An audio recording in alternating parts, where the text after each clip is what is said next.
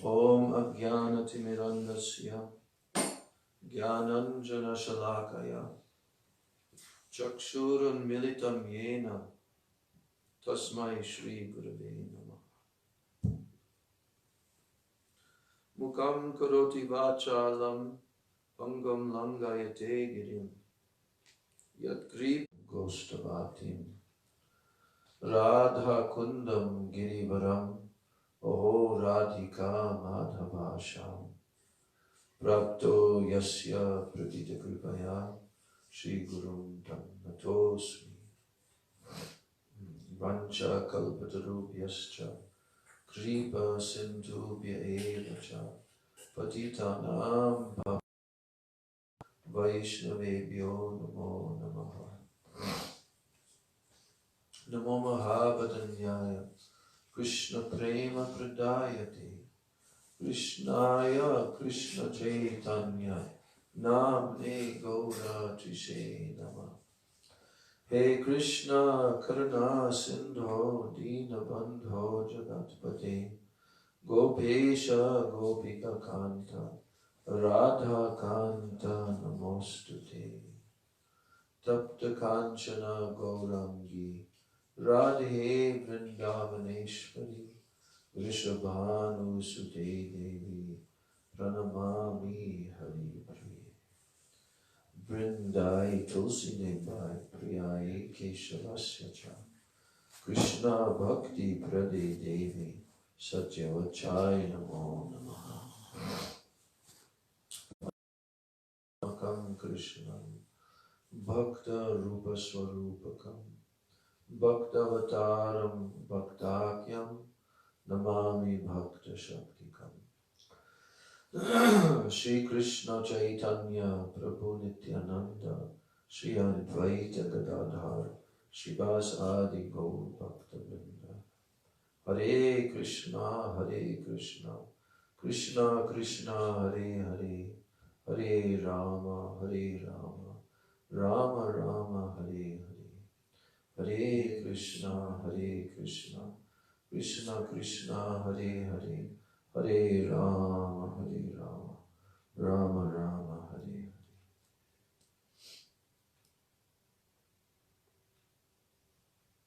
I'm offering my unlimited Dandavat Pranams and my Shraddha Pushpanjali at the lotus feet of my most worshipable beloved Gurudev Nitya Lila Pravishta Om Vishnupad Paramahansa Astatarasata Sri Srila A.C. Bhaktivedanta Swami Maharaj Srila Prabhupada. And I'm praying for his causeless mercy. That I'm offering my same unlimited Dandavat Pranams and my Shraddha Pushpanjali at the lotus feet of my most worshipable, beloved Siksha Gurudev's Nitya Lila Pravishta, Om Vishnu Pad Paramahansa Astatarasata Sri Srila Bhakti Rakshak Sridhar Goswami Maharaj, and Nitya Lila Pravishta Om Vishnu Pad Paramahansa Astatarasata Sri Srila Bhakti Vedanta Narayan Goswami Maharaj. My Dandavat Pranams to all of my Sri Rupanuga Guru Varga, and my Dandavat Pranams to the Vaishnavas and the Vaishnavas.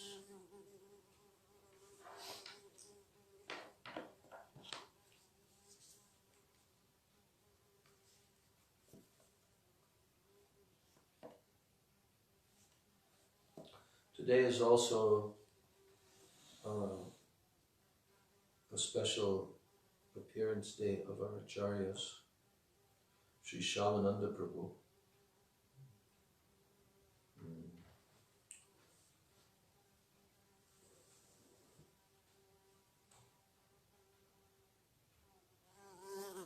Yes.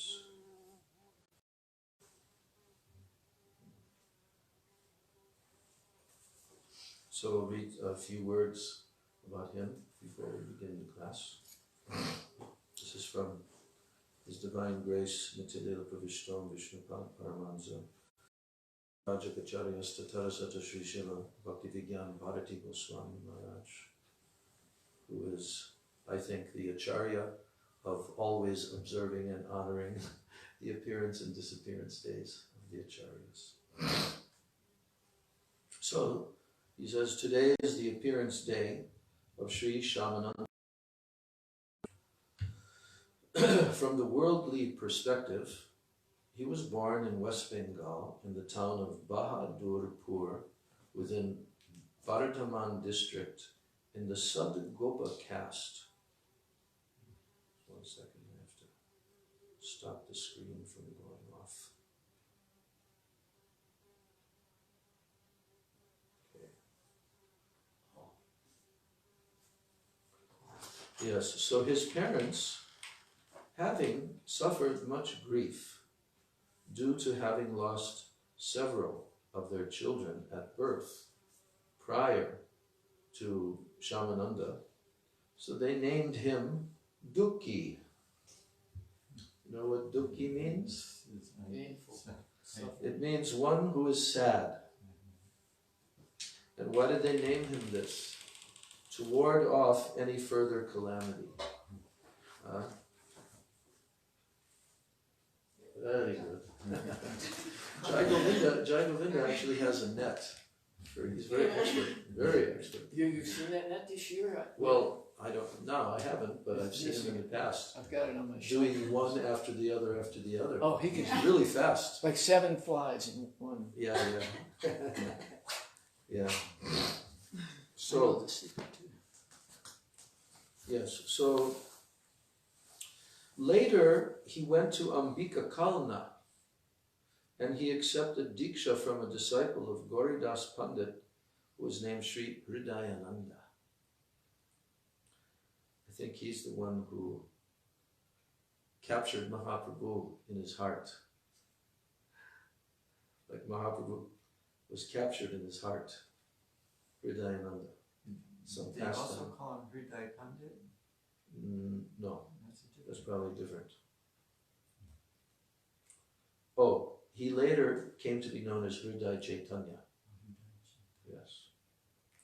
Shamananda was awarded the name Krishna Das at initiation and therefore came to be known as Dukhi Krishna Das.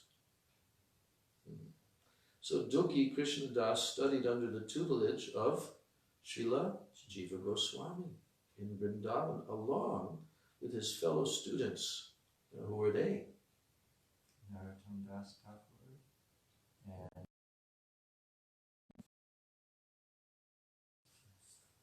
So these three are called Prabhus. And so he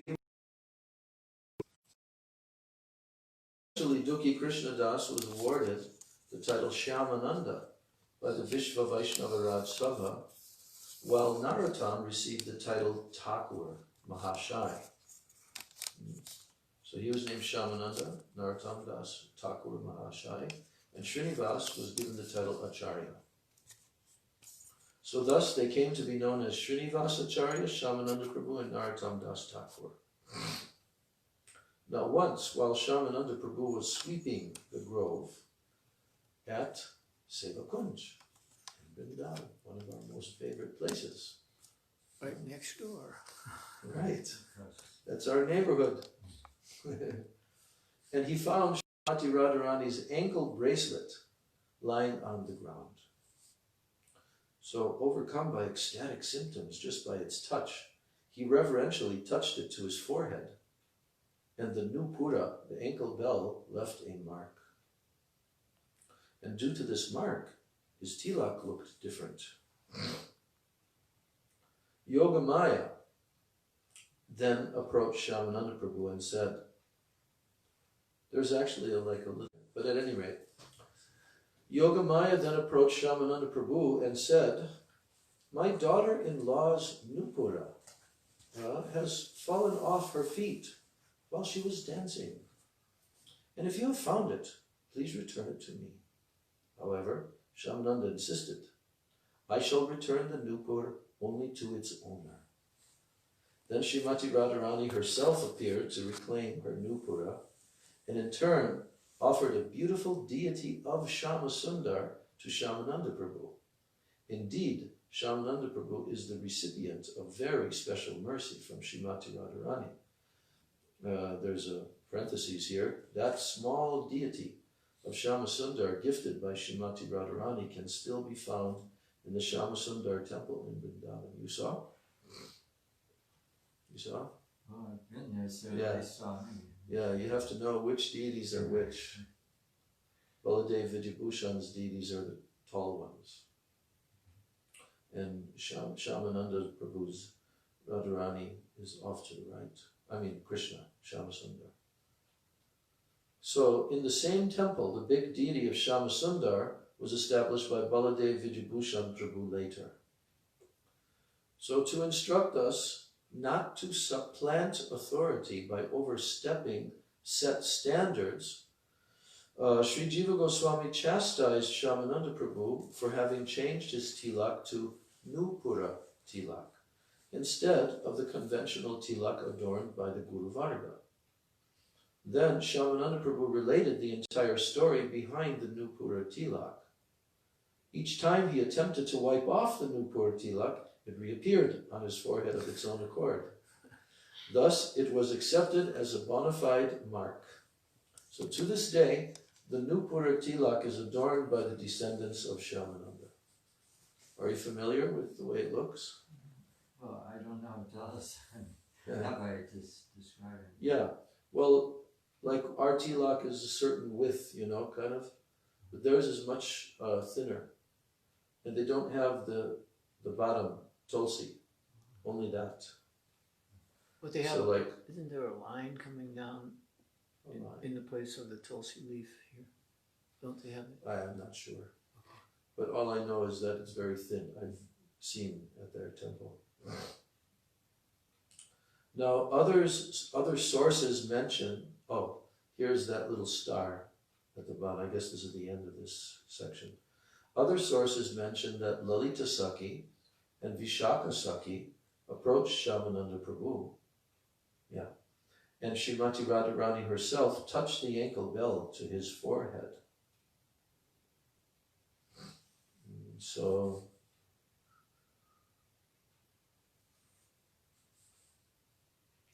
they have a picture of that Shyamasundar here.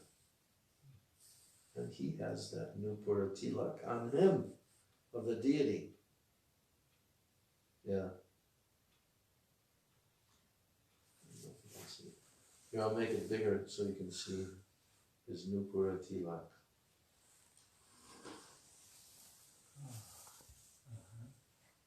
goes down onto the nose some distance, Yeah. you know. It makes a U, it Yeah. forms a U. Yeah. That deity was given by Srimad as well. Yeah. They, I've had Yeah. had the darshan. So.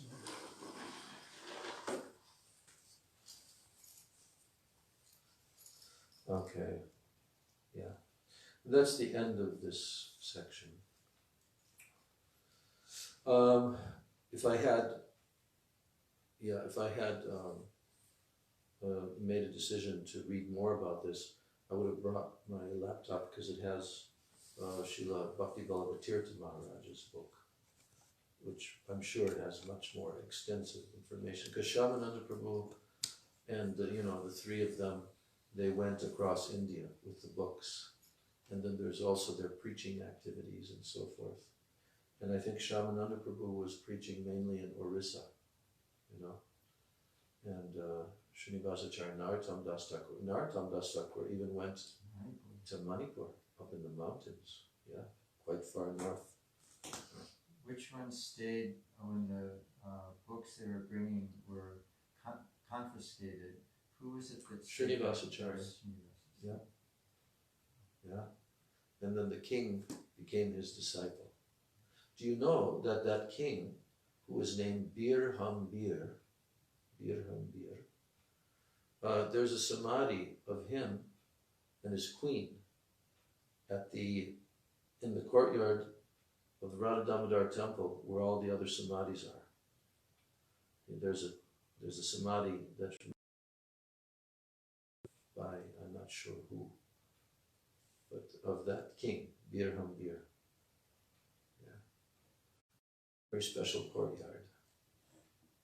Yeah. So, now, we are going to continue with verse 200 of our reading of Raghunath Das Goswami. And of course, we will also return at some point soon to our original topic of Rai Ramananda Samvad. But I just want to make sure that we've properly and thoroughly relished and tasted this pastime. And also, Jagannath Rath Yatra is starting, the season, because officially from Snana Yatra, which was yesterday, that's the season of the Rath Yatra Katha starting, because there's so much Katha in the Chaitanya Charitamrita prior to the Rath Yatra Katha. And, there's also the Bengali Vaishnavas arriving for the first time, because that particular Rath Yatra that's described, Mahaprabhu's dancing and everything and meeting the king in the garden, that's all the first Rath Yatra. That's the first one, after Mahaprabhu came back from South India. So, very wonderful to begin the Katha of Rath Yatra. Of course, we'll also be utilizing Srila Gurudev's wonderful book, The Origin of Rath Yatra. And then the day of Rath Yatra is, 1 fortnight from the bathing. That's every year, it's a fortnight, I never knew before what a fortnight was in the early days, but half of a lunar month is a fortnight. Yeah. So, so much Katha during that Rath Yatra, 9 days. The Hera Panchami, the festival of Lakshmi Devi coming on her palanquin, and all that Katha about the gopis. And so in this time period, we are in such an auspicious situation to relish and taste and go a little bit deeper. Always helps to try to go a little bit deeper. So now at the verse 200, Sri Chaitanya Mahaprabhu, well, I'll just read the last verse so that we can catch up. And Mahaprabhu said that those who are attached, this is still when Raghunath Das Goswami is meeting Mahaprabhu and he's speaking to him about his good fortune, how Krishna has been so merciful. And then he says that those who are attached to materialistic life and are blind to spiritual life, they must act in such a way that they are bound to repeated birth and death by the actions and the reactions of their activities. And then that verse, Nunam Pramatta Kurute Vikarma, by Lord Rishabdev. We discussed that to some extent. So now Chaitanya Mahaprabhu is continuing and he says to Raghunath Das Goswami, Hena Vishay Hoite Krishna Uddharila Toma. Uddharila Toma means Uddhar, he has delivered you. Uddharila Toma, he has delivered you. Heno Vishay Hoite. What has he delivered you from? Such a fallen condition of material enjoyment. Heno Vishay, from this condition. Lord Krishna Uddharilo Toma. Kahan na jai Krishna Kripar Mahima. Kahan na jai means it cannot be described. Kahan, cannot even describe it. Kahan na jai Krishna Kripar Mahima, the glories of the mercy of Lord Krishna. Therefore, the glories of Lord Krishna's causeless mercy cannot be expressed. So in the purport, Srila Prabhupada, in the Brahma Samhita, verse 54, it is one of the last verses of Lord Brahma's prayers, Govinda Adipurusham prayers. So there it is said in that verse, Karmani nirdahati kintu cha bhakti bhajam. Does that sound familiar? Those words. Karmani nirdahati kintu cha bhakti bhajam. It means, so karmani means the karmas of the jivas. Nirdahati, burned to ashes. For who? Kintu cha bhakti bhajam. For those who are performing bhakti to Lord Krishna. Their karmas are burned to ashes. But that's the third line in the verse. The two lines before that are describing Yastvindra Gopam, which Prabhupada is now going to quote.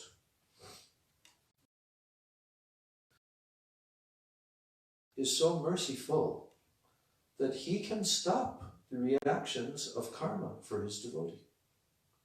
Is this not a good thing for us? Is this not a good thing? That if we really are devoted to Lord Krishna, he's so merciful and he can stop the reactions of karma for his devotee. Everyone, from the small insect, which is called the Indra Gopa, up to Indra himself, King of Heaven, everyone, all the are bound by the reactions of fruitive activities. So, telling, Yastvindra Gopam, Atavendram, Aho, Swakarma, Bandha Rupa, Bandha, Bandhanu Rupa Phala Bhajanam Atanoti, Mani Nirdahati Kintu Chabakti Bhajam Govindamadi Purusham Tamaham Bhajami. Everyone, whether an insect or the King of Heaven, is entangled, bound by the actions and the reactions of his karma. However, when one becomes a pure devotee, from material desires and from bondage to karma, jnana, and yoga, one is freed from material actions and reactions by the causeless mercy of Krishna. So one cannot express sufficient gratitude to Krishna from the way of life. Now, yesterday we had a discussion. We also mentioned about how the process called the actual attainment of Diksha is when full realization, transcendental knowledge. Also, kshapayati, that our bondage to all of our past activities is no longer binding us. That is extinguished. So this is actually saying that Lord Brahma is telling that about how Krishna does this for devotee. This is a very important principle, which is also narrated by Lord Kapila Dev, right, to Mother Devahuti, about this principle of how Krishna looks after his devotees and makes arrangements for their deliverance. Because so many chains of karma are there, because we can't calculate, actually. We can't calculate. That's why in the Bhakti Rasamrita Sindhu, Rupa Goswami, he's listing the 6 different effects coming from bhakti. And 2 of them are in the stage of bhav, and 2 of them are in the stage of prem. So Rupa Goswami is discussing this.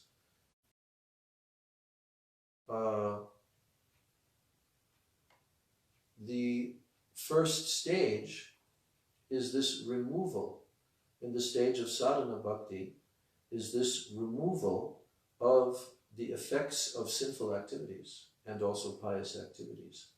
And of course we know that they are of different stages. The seed stage, the sprouting stage, and so forth. This karma means, what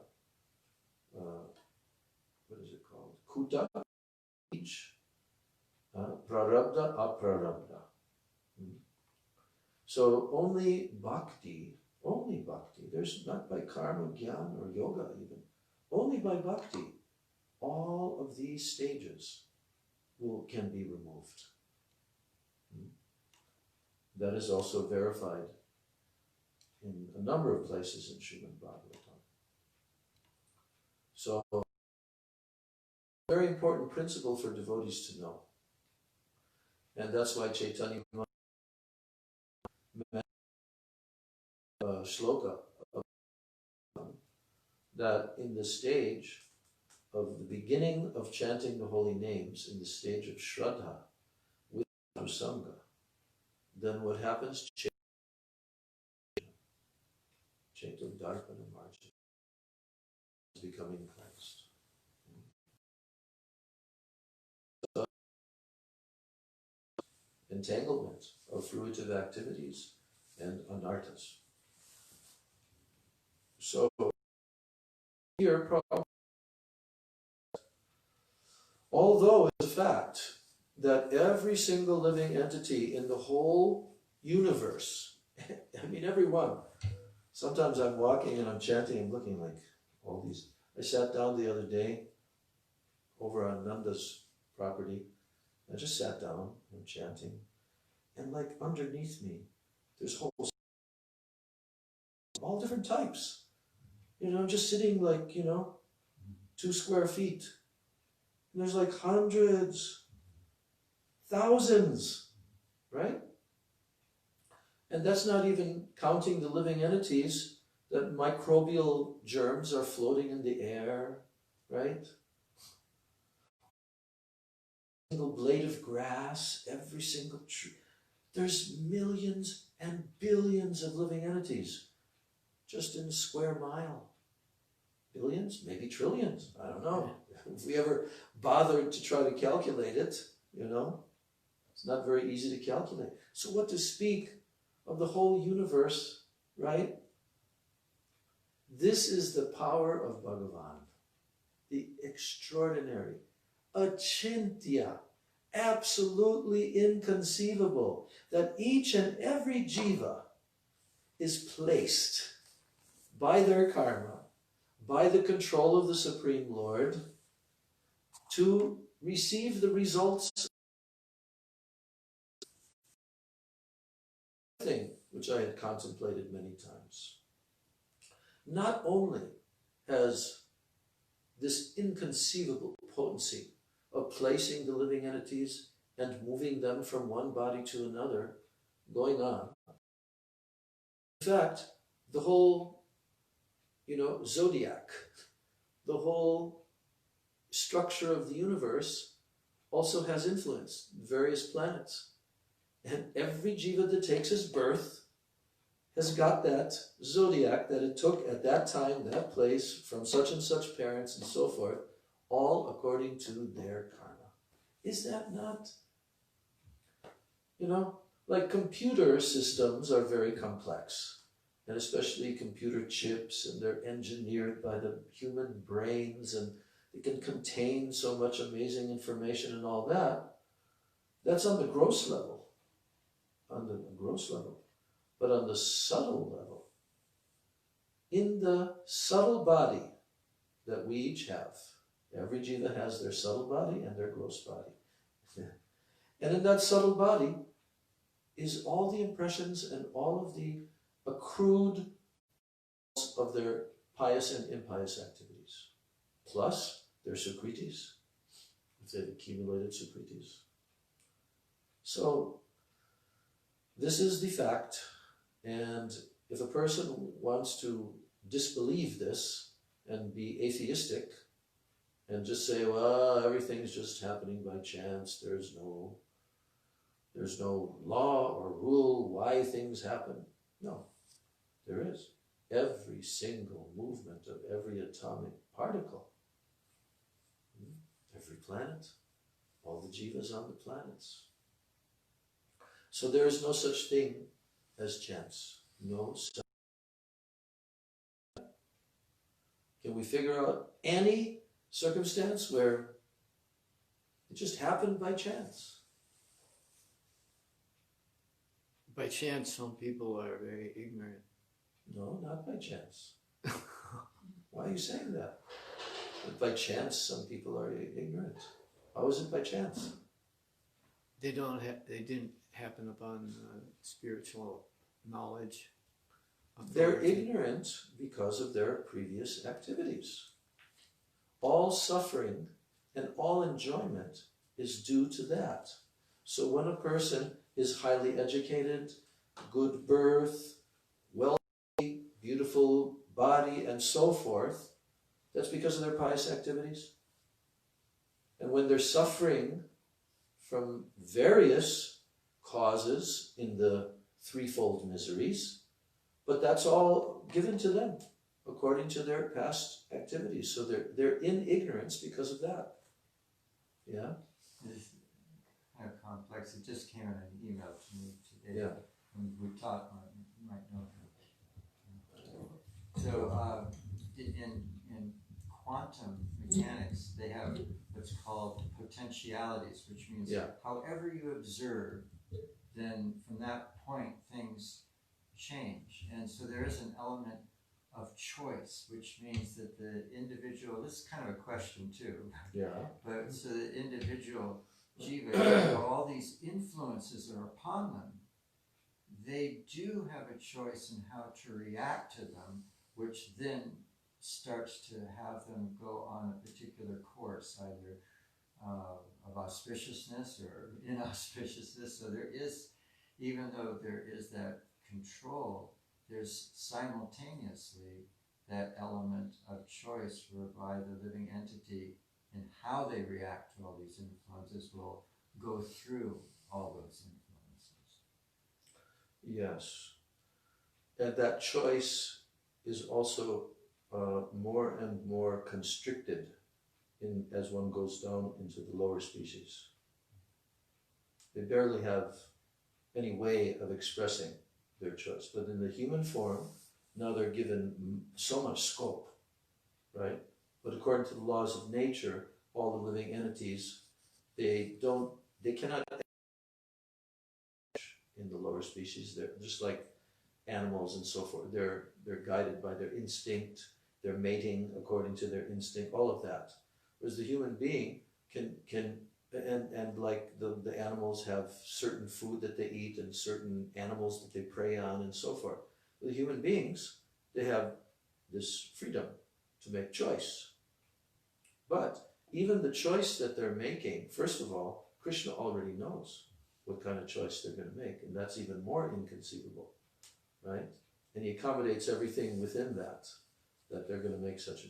But they're also conditioned by the modes of nature because of their previous karmas, and they're also conditioned by tendencies, samskaras, that have developed. But still, some free will is there. It is given to the jivas. Definitely. And it can be exercised in the human form of life. But sometimes external circumstances have to be pressurized on the person. Just like if a person's suffering very much, oh God, save me.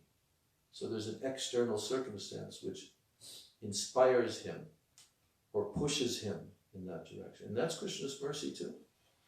That's why we say Maya, the term Maya actually means also mercy. Maya also means mercy. Prabhupada explained that. So, but the causeless mercy of Krishna, which is the ultimate mercy, is for those jivas who become pure devotees. Prabhupada is saying here, however, although all living entities from the tiny insect, they're bound by the actions and the reactions of their karma. However, when one becomes a pure devotee, and this is pure devotee, that means that he's free from material desires and also bondage to karma, gyan, and yoga. That means anyapi lashita shunyam. Again, we come to that verse. Jnana karmadya navritam. So, when he becomes a pure devotee, then one is freed from the material actions and reactions by the causeless mercy of Krishna. So that is, Lord Brahma is directly telling that. All jivas from Indra to the Indra, they're all bound by their karma. But, he says, kintu. Kintu means but, or however. Karmani nirdahati kintu cha bhakti bhajam. Bhakti bhajam means pure devotion. So, for such a person, karmani nirdahati. His karma, reactions, they're fully burned to ashes. So one cannot expect to Krishna for being freed from the life. But this is the statement of Mahaprabhu, and he's expressing to Raghunath Das Goswami how fortunate he is that he's received such mercy from Krishna. So then, seeing Raghunath Das being very skinny and also dirty because of having traveled for 12 days and fasted, then Lord Chaitanya Mahaprabhu, his heart melting due to causeless mercy, he spoke to Swarup Damodar. He said, "E Raghunate Ami Sampino Tumari." Oh, my dear Swarup, I entrust this Raghunath Das to you. Please accept him as your son or servant. Putra Britya. Putra means son and Britya means servant. Putra Britya Rupe Tumi Kori Angikari. You accept him. And then Mahaprabhu told that now I have 3 Raghunaths amongst my associates. And in the purport, Mahaprabhu had 3 Raghus among his associates. The first one is called Vaidya Raghunath. He has the place in Adi Lila, 11th chapter. Second one, Bhatta Raghunath, Raghunath Bhatta. And then Dasa Raghunath, Raghunath Das, became celebrated as the Raghunath of Swarupa. Saying this, Sri Chaitanya Mahaprabhu grasped the hand of Raghunath Das Goswami and entrusted him to the hands of Swarup Damodar Goswami. How beautiful.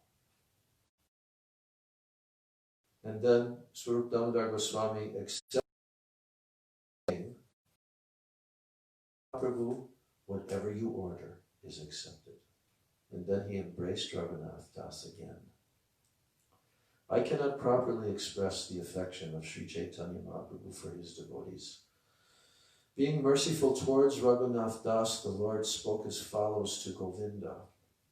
And he said to him, on the way, Raghunath Das has fasted and undergone hardships for many days. Therefore, take good care of him for some days, so that he may eat to his satisfaction. It took him. And he could eat only 3 days out of those 11 days. Very austere. And at the same time putting out all this energy. Good.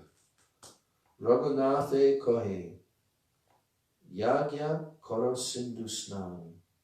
Then Sri Chaitanya Mahaprabhu told Raghunath, go bathe in the sea. And then Jagannatha deki asi koroho bhojan.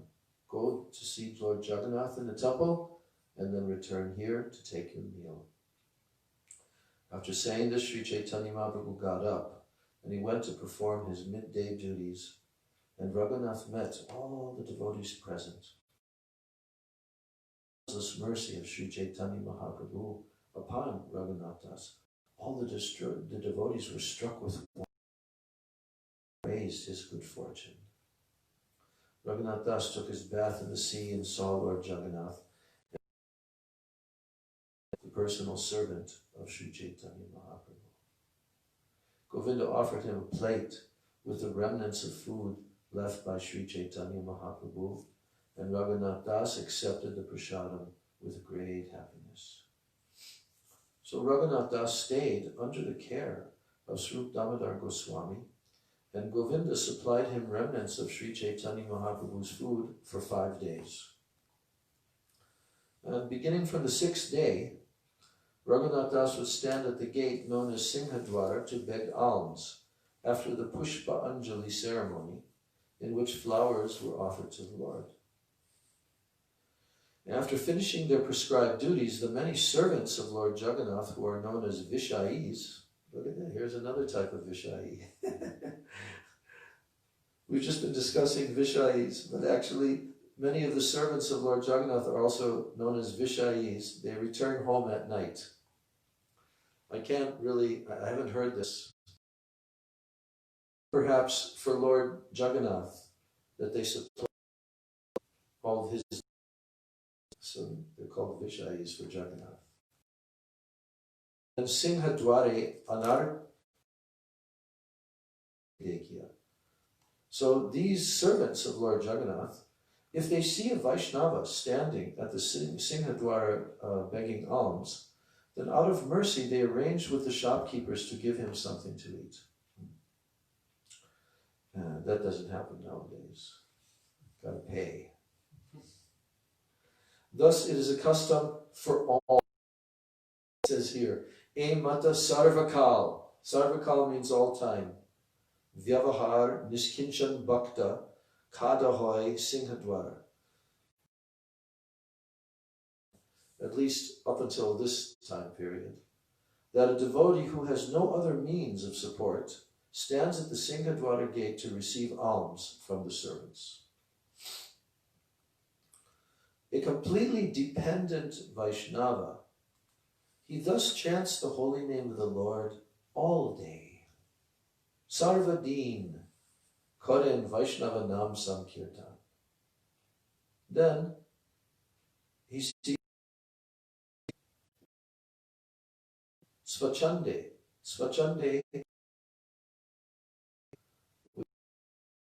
because simply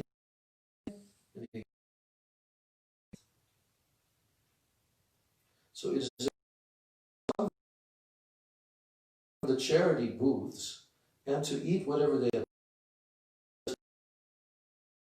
Watergate, begging alms from the servants.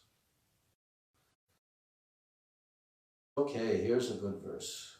Yeah. Mahaprabhur Bhakta Ganer Vairagya Pradhan. Vairagya Pradhan. That means the basic principle, the chief principle, Pradhan, is Vairagya for the bhaktas of Lord Chaitanya. Renunciation is the basic principle sustaining the lives of Sri Chaitanya Mahaprabhu's devotees. Seeing this renunciation, Sri Chaitanya Mahaprabhu, the Supreme Personality of Godhead, is extremely satisfied. So Prabhupada writes, anyone, whether an ordinary materialistic person or a pure devotee, can understand the behavior of Sri Chaitanya Mahaprabhu's devotees if he studies it minutely. Find that the devotees of Sri Chaitanya Mahaprabhu are not at all attached to any kind of material enjoyment. They have completely given up sense enjoyment in the service of and dedicate their lives and souls to serving Krishna without material desires. Because their devotional service is free from material desires, it is unimpeded by material circumstances. Although have great difficulty understanding, appreciating the personality of Godhead, Lord Sri Chaitanya Mahaprabhu. So, what is Prabhupada and of course Mahaprabhu about the special quality of the devotee of Chaitanya Mahaprabhu? What is he telling? Can you turn on that light, Tulsi? Just above your head, there's the switch. The other way. Yeah, thank you. So Srila Prabhupada said that the basis of our movement is, of course, the four regular principles. But he said, beyond that, just by engaging in the Sankirtan movement of constant chanting and going out to the public and constant preaching and all this, that automatically, because the engagement is like that, one gives up all kinds of other things and only then takes prasadam at the end of big festivals of chanting and preaching and the like, and going out to distribute what he's received from his Guru, from Mahaprabhu. And then what about this point of material desires? And here, Vairagya Pradhan, that renunciation is principle, sustaining the lives of Sri Chaitanya Mahaprabhu's devotees. So that means it has to be actually rid from the heart itself.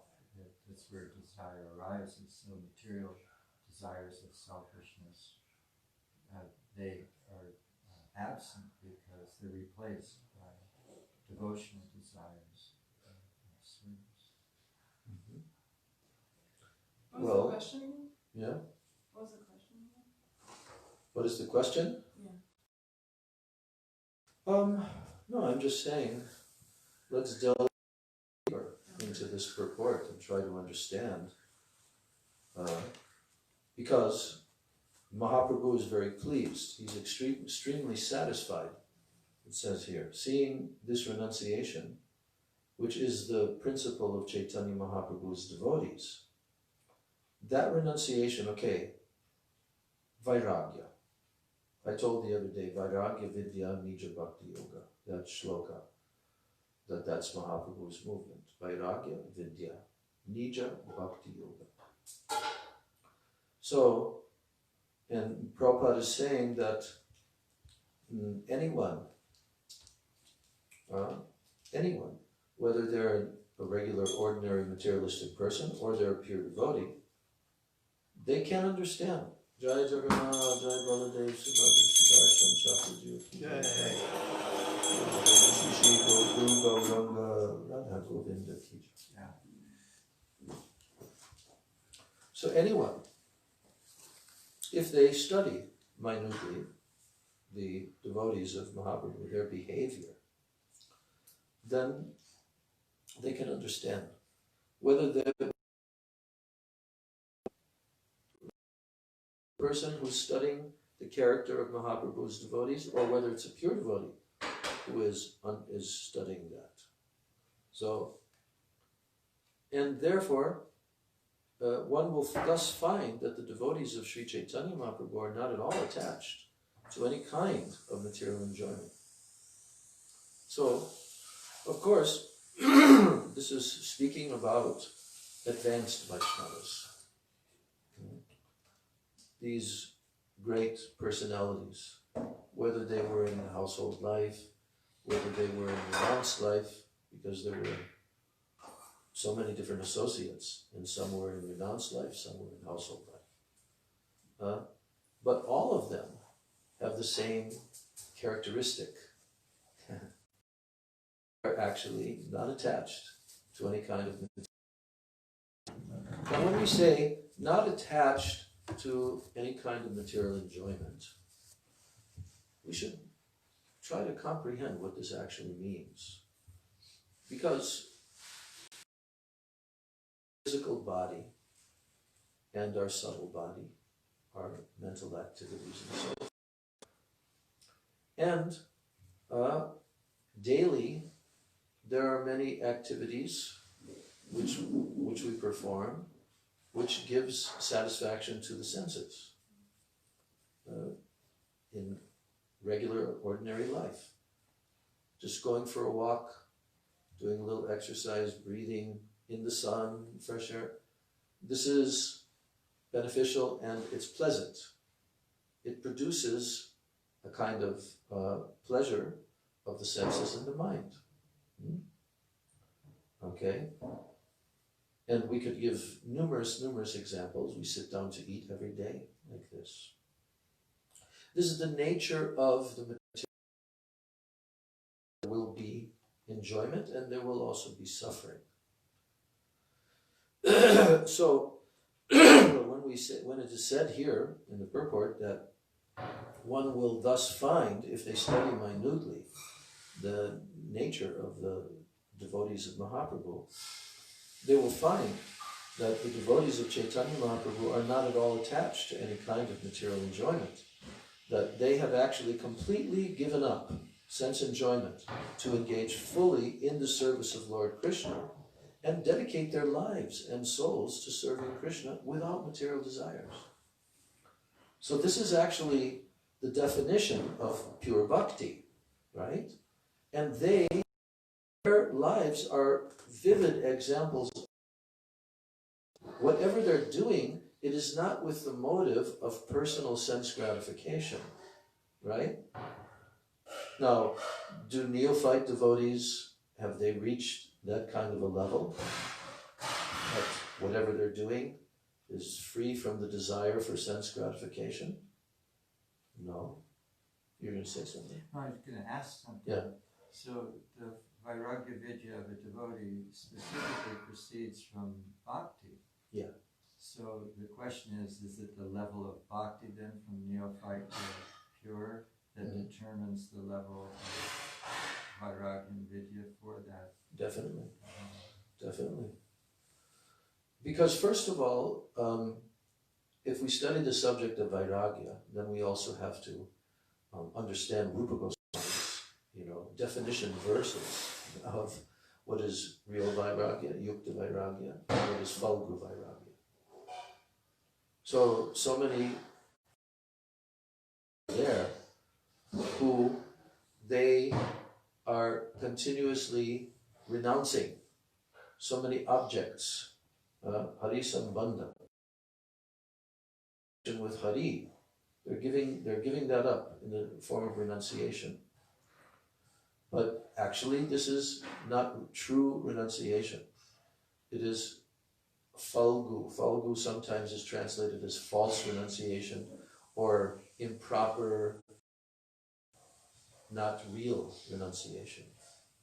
But yukta vairagya, anasaktasya vishayan yatarham upayunjata nirbandha krishna sambandhe yukta vairagyam uchate. Nirbandha krishna sambandhe. So here, in the beginning of this verse, Rupa Goswami has anasaktasya vishayan, without asakti, attachment to the objects. Anasaktasya vishayan yatarham upayunjata, but engaging them, nirbandha, engaging them Krishna sambandhe, with the understanding that all these objects have relationship with Krishna. Everything has Krishna sambandha. Why? Because it belongs to Krishna. It is related to Krishna as his energy. So the pure devotee does not shun anything which can be utilized in the service of the Lord. And he's very careful to try to engage everyone. But he has no personal attachment that he is going to gain from that. Even the gathering together of ingredients for cooking and making a feast and all of that, the pure devotees, they derive much more satisfaction from seeing that this wonderful bhog is going to be offered to the Lord. Like Mahaprabhu, when he took sannyas and then he came to Sarvabhauma Bhattacharya's house a few days later, after wandering in complete separation, ecstatic mood. And then he and Nityananda Prabhu were seated, and they saw piles and stacks of pots and everything that Sita Devi and Advaita Acharya had cooked. Incredible amount of foodstuffs, like a whole room full, And then Mahaprabhu said, so anyone foodstuffs to the Lord. And then he said, no, I will sit here. Just give me some simple boiled rice and some lafra bhyanjana, mixed boiled vegetables. And you know what happened after that? Advaita Acharya started placing huge, gigantic amount on their leaf plates with ghee, and then giving them innumerable cups of various types of beautiful sabjis and dals and everything, And Mahaprabhu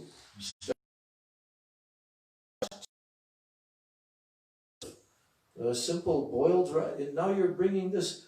And then what did Advaita Acharya tell to Mahaprabhu? She tried to cheat me. Now what did he tell? But you're the Supreme Lord, you can take infinite amounts. He said, please, should remain silent, because we know that you are receiving every day, as Lord Jagannath in Puri, you are eating 56 times a day or whatever the number is, right? So please just accept the prasad. Mahaprabhu began, and Nityananda Prabhu began to eat like that. So the devotees,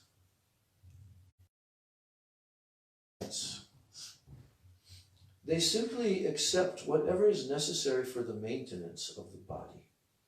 As they become more advanced, they become more detached, actually, for their personal sense gratification. And that's why the story and the life of Raghunath Das Goswami coming and then exhibiting stage by stage more and more extreme renunciation. But this was not Falgu Vairagya. This is true Vairagya. Why? Because he was completely absorbed day and night in his bhajan and in relishing and tasting this prem Mahaprabhu. So externally, his life began to show these symptoms more and more. Although he began his life as very wealthy with so many material objects.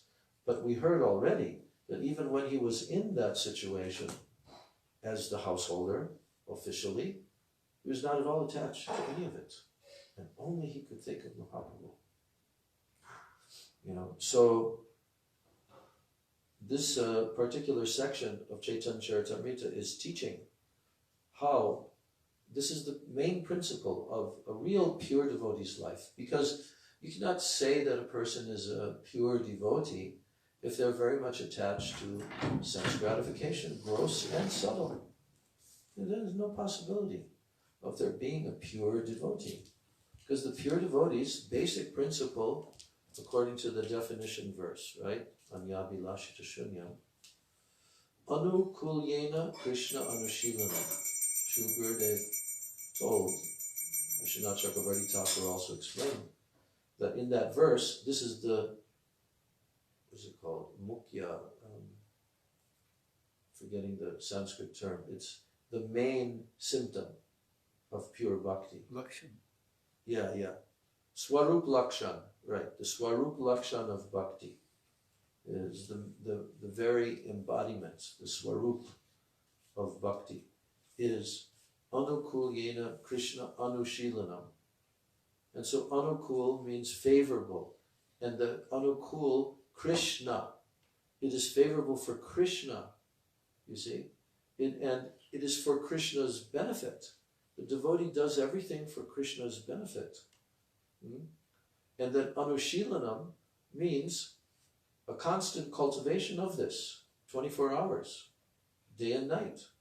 The devotees are always with their bodies, with their mind, with their words, with their also emotions.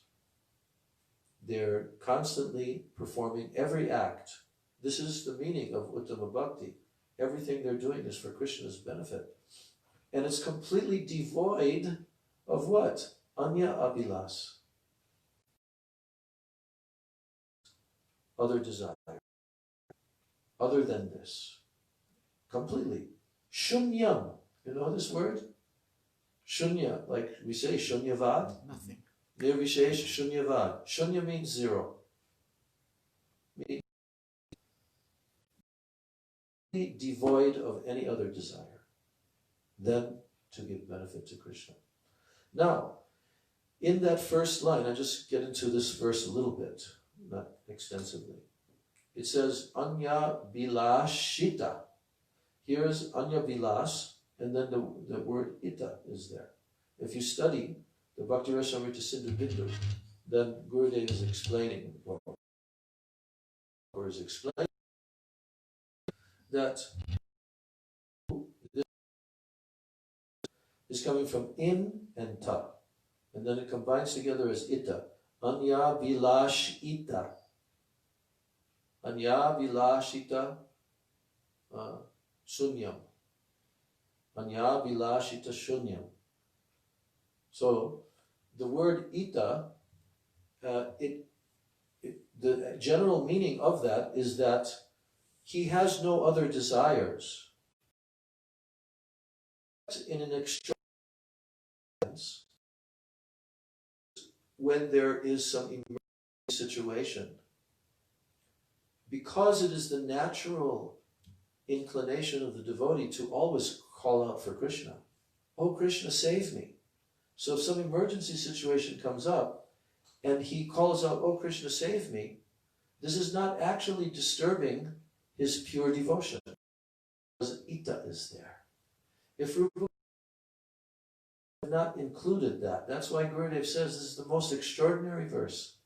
It contains everything in that verse, even this circumstance. Because you can say, well, oh, this devotee is calling out for Krishna to save him, so that means he has this desire. But no, Anya Vilashita. He has no other desire unless it is situation. And that still he So then, jnana karmadi anavritam. We'll hear this continually throughout the Bhagavatam. Jnana karmadi, jnana karma yoga. You have to understand that those are all, they are necessary activities of the jivas. To have some jnana, to have some karma, like this. But if those activities are anavritam, you know the meaning of anavritam? Not covered. Avritam means to cover, and anavritam means not covered. So Rupa Goswami didn't say devoid of karma, jnana, and yoga, but what he said was jnana, karma, adi. Adi refers to yoga and other things. Jnana, karma, adi, anavritam, not cover these tendencies. You're just like, well, we can give of yoga. Sometimes we see that certain devotees, they've come from some background of hatha yoga, especially nowadays and so forth, you know. But if you see someone that's doing yoga asanas for 3 hours a day, for 2 more hours, and this and that, then it's covering your bhakti. There's no question about it. It will cover your bhakti. You're doing it for your own purpose.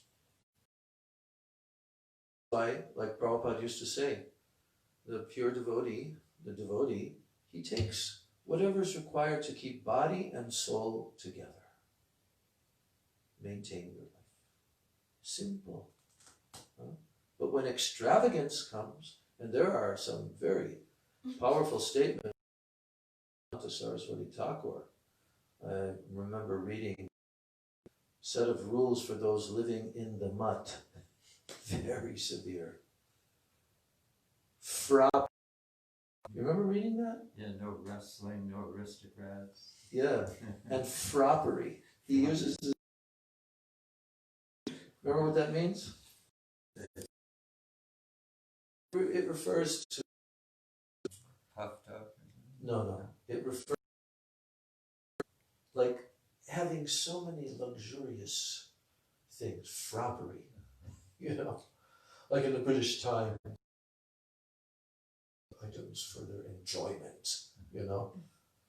No place for that in the mat.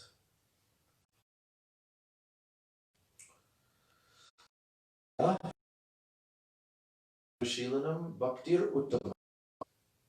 So that is the verse of the teachings after the Mangala Charana verses.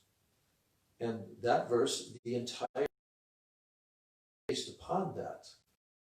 And unless one understands the verse, they cannot understand what is real bhakti. Because he's telling this is bhakti. This great thesis, bhakti rasa amrita sindhu.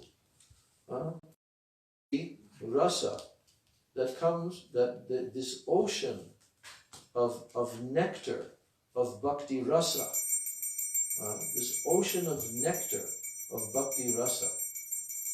So, by reading and studying that, then one will become acquainted with the fact that this ocean even exists. And the pure devotees are continually, diving and surfacing in that ocean of bhakti rasa, amrita. So, Govinda, personal servant to Chaitanya Mahaprabhu, but Raghunath Das no longer takes prasadam here. He at the Singha-dwara, he begs some alms to eat. For this, he was greatly satisfied. Oh, Raghunath Das has done well. He has acted suitably in the renounced order. A person in the renounced the name of the Lord. Koribe sada nam sankirtan. he should beg some alms to eat, and he should sustain his life in. Now in the purport,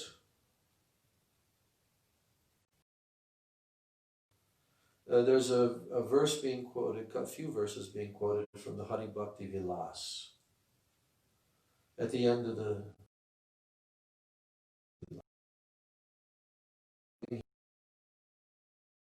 Kritan Yetani tu prayo Likitani Jakta Parigraha Mahatmanam Prabhate Charadharatre Cha Madhivasa Kshaye Kirtayanti Devai Eva Nam Praya Kirtanam Smaranam Prabho Kurvatam Parama Pritya Krityam Anyan Rochate. Translation: a well-to-do, he cannot live like a person in the renounced, take shelter of the holy name. Householder Vaishnava, he cannot live order who completely takes shelter of the holy name. Householder should chant the holy name and in the evening.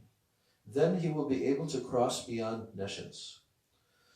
Pure devotees in the renounced order, however, who fully surrender to the lotus feet of Krishna should chant the holy name, love and faith, always thinking of Krishna's lotus feet. No occupation other than chanting the holy name of the Lord. In the Bhakti Sandarbha, Sri Jiva Goswami says, Yadyapi Shri Bhagavata Mate Pancharatradi Vad Archana, and so forth. It is Srimad Bhagavatam's opinion that the process of deity worship is not actually necessary, just as the specific prescriptions of the Pancharatra and the other scriptures do not have to be. But this is in relation to how Mahaprabhu is telling that he's pleased by his step in the right direction, and that he's absorbed always in chanting the holy names. He should beg some alms to eat, should sustain his life in this way. So, dependency upon Krishna. Prabhupada writes that in the Bhagavad Gita purport, how a person in the renounced order of life can be alone in any circumstance, in the darkest jungle or wherever, and they have full confidence that Krishna is with them and Krishna is. A lot of these rules and regulations for persons in the renounced order of life have been adjusted. And that can be a conversation in itself, because, as we know, the traditional sannyasi was not supposed to wear shoes, was not supposed to ride in any vehicle, was not like, there are so many prescriptions. But in Chaitanya Mahaprabhu's movement, for the purpose of serving Mahaprabhu's mission, the pure devotees have adjusted this. Time, place, circumstance. Yukta Vairagya, exactly.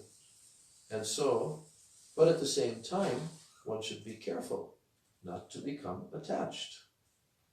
And that's the problem for the neophyte devotees, because we've seen the frappery that took place in our certain institution. Gold chains, Rolex watches, expensive silks, and the like, okay?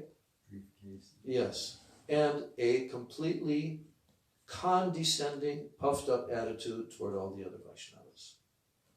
Anyway, that was a history that had to take place for the sake of future reference. But as Mahaprabhu told Raghunath Das Goswami,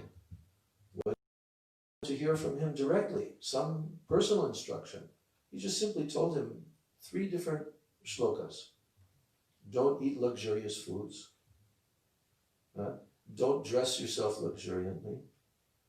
Don't engage in Gramya Katha. Always chant the names of Krishna. And always serve Radha and Krishna in Braj. Simple. So we have to be practical renunciation. We see that our acharyas, as they grew older, their bodies needed more facility. But when they were younger, they just, like Srila Bharati Maharaj, could barely move for those last years that he was on the planet. He said, my arms don't work anymore, my legs don't work anymore. So the only thing is my mouth works. So that's my seva. Now I will speak Hari Katha. So as we come to older age, then we will find ourselves needing more certain types of facility, depending on the individual, but certain kinds of facility will be required. But the principle of not being in the mood of being the enjoyer, that this Purusha Bhav means that I'm the enjoyer, Purusha Bhav. So that's completely given up by the devotees of Sri Chaitanya Mahaprabhu. And they simply live their lives for the satisfaction of Guru and Krishna, completely trying to be completely absorbed night and day. And I remember, say one more thing, when Srila Bhakti Rakshak Sridhar Maharaj, in one of his books, there's some discussion going on about this, like what are the activities of sannyasis, what are they supposed to be? And Srila Sridhar Maharaj, then he, in his inimitable way, he said, in actuality, our acharyas, our Guru Varga, they have made very simple principles for the sannyasis. And what is that? You take prasadam and you preach. Two principles. Take prasad and preach. Right? That's the main principles of a Gaudiya Vaishnava sannyasi. So, not only the sannyasis, we can say, are renounced, because this is not speaking only of sannyasis, although Prabhupada has told here that if a person is a well-to-do householder Vaishnava, he cannot live like a person in the renounced order of life, but he should still regulate his life, chant the holy names, Krishna in morning, midday, evening. Then he will be able to cross beyond nescience. But pure devotees in the renounced order, however, who fully surrender to the lotus feet of Krishna, they should chant the name of the Lord with great love and faith, always thinking of Krishna's lotus feet, and they should have no occupation other than chanting the holy name of the Lord. And here, Srila Jiva Goswami is being quoted, just to finish this purport, this point, that Srimad Bhagavatam is saying that even if the process of deity worship is not being performed, okay, it is the Bhagavatam's opinion that the process of deity worship is not actually necessary. In other words, when we say it's not necessary, it's talking about for attaining the highest goal of life. And it is there are also specific prescriptions of the Pancharatra, because the Pancharatra are scriptures that talk about deity worship and so forth, and other activities, other rituals. So it's saying that also the Bhagavatam is saying that many of those rituals and so forth, they do not have to be followed.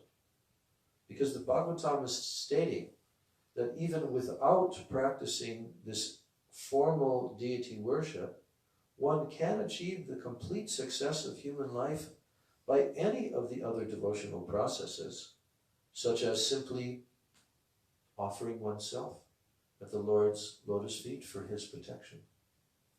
You see?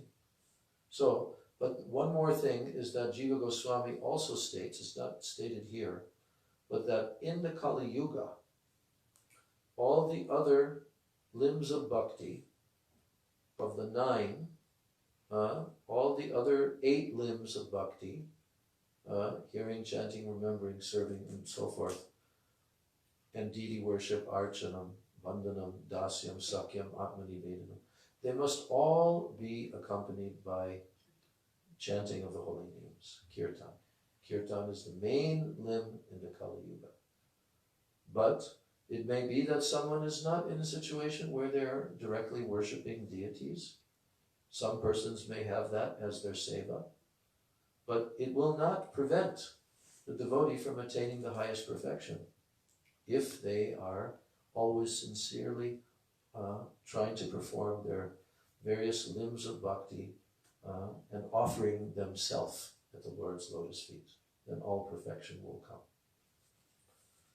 Gaur Premanandi, Shri Gauranga Mahaprabhu ki jai, Shri Raghunath Das Goswami Pada ki jai, Shri Chaitanya Charitamritam ki jai, Gaur Premanandi. Vansha Kalpatarubhascha Kripa Sindhu Vivacha Patitanam Pavanebhyo Vaishnavebhyo Namo Namaha.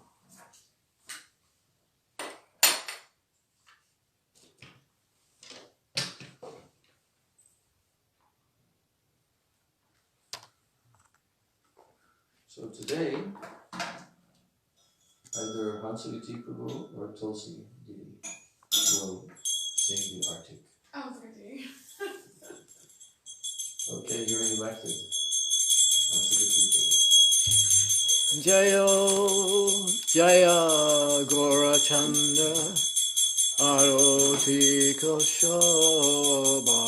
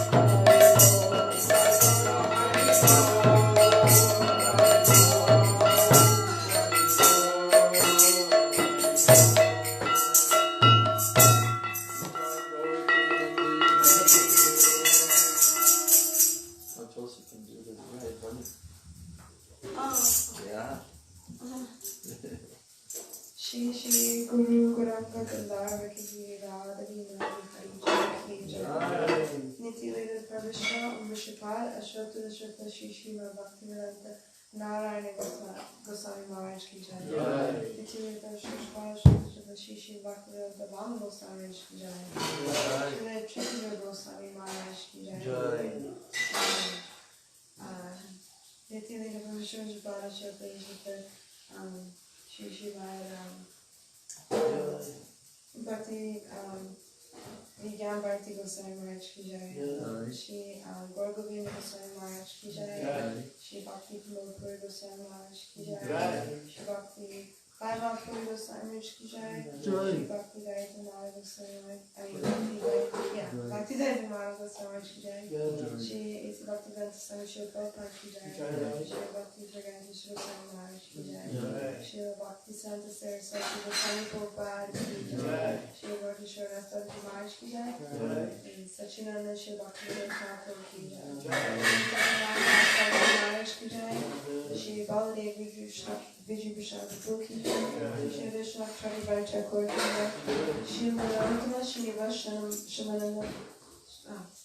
Shamananda Prabhu Jai Ki Jai Shri Krishna Kaviraj Goswami Shri Swarup Damodar Rara Warrior Ramananda Shri Gormasada Vinda Ki Jai Shri Amacharya Shri Haridas Thakur Ki Jai Premi Se Gaho Shri Krishna Chaitanya Prabhu Nityananda Shri Advaita Gadadhara Shri Vasadi Gaura Bhakta Vinda Ki Jai Shri Maya Porshi Manchali Madhuri Gauri Richaji Janaji Modhuri Rudri Papakashi Navadi Dam Shri Radha Krishna Govardhan Savana Pakashi Vajman Ki Shri Shamkun Radhakun Yamuna Ganga Tosi Bhakti Devi Ki Jai Shri Mati Vrinda Devi Ki Jai Shri Kanamasi Yoga Maya Ki Jai Shri Gopi Shamara Devi Ki Jai Shri Jagannath Baladev Subhadra Shri Rashan Chakraju Ki Jai Shri Kshetra Mandale Ki Jai Sarvadvigna Vinishagari Shina Shinga Dev Ki Jai Bhagavad Shri Bhagavad Maharaj Ki Jai Charidam Ki Jai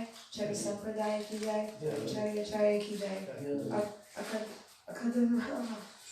Akadamadaraja Shri Chaitanya Mat Ki Jai Shri Shri Keshav Jiva Mat Ortat Satsino Ki Jai Kanantara Shri Bhagavatam Ki Jai Shri Harinam Sankirtan Ki Jai Anantakoti Vaishnava Vrinda Ki Jai Samabhakta Vrinda Ki Jai Shri Nitai Gaur Premanande Hari Hari Bol all the devotees Ki Jai I'm a little tired.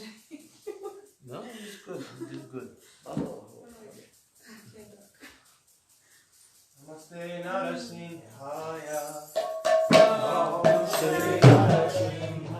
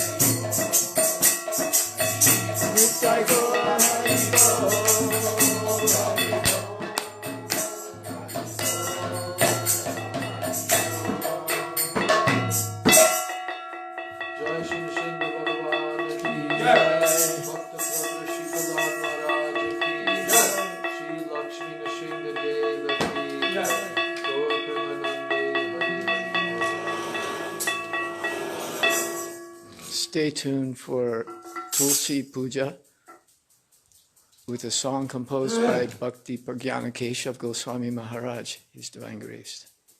Jai Srimati Tulsi Maharani ki Jai.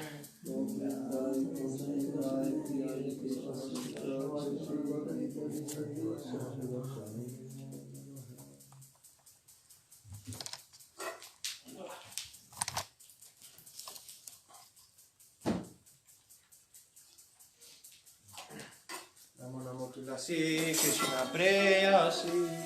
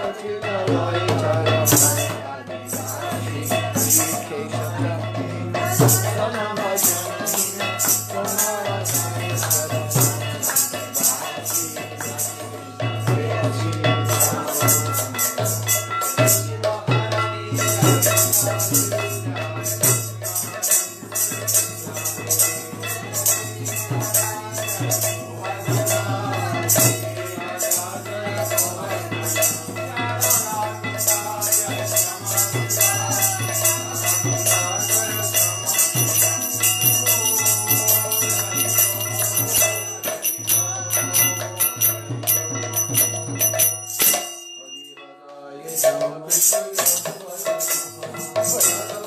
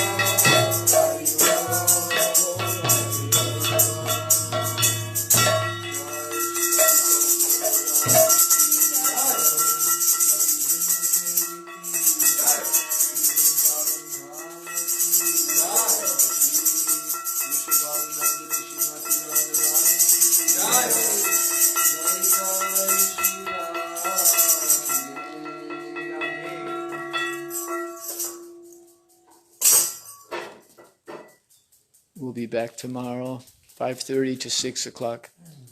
We'll begin at 6 o'clock.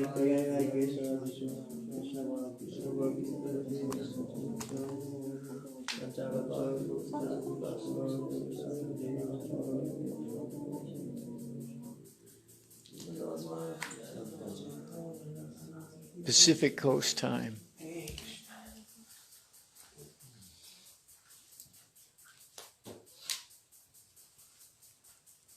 Hare Krishna, Krishna Krishna Krishna Hare Hare.